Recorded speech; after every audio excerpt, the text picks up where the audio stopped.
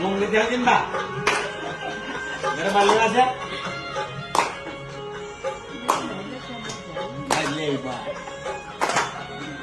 બેટા બેટા ગરબા લેવાના મારો માને હો આપણે બેના ગરબા જ લેવા લો બા બેન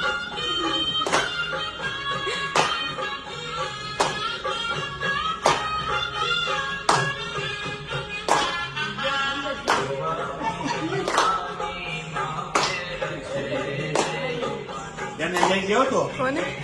માસી ને બાની હારો આમ જોઈન કરતા આવીએ તો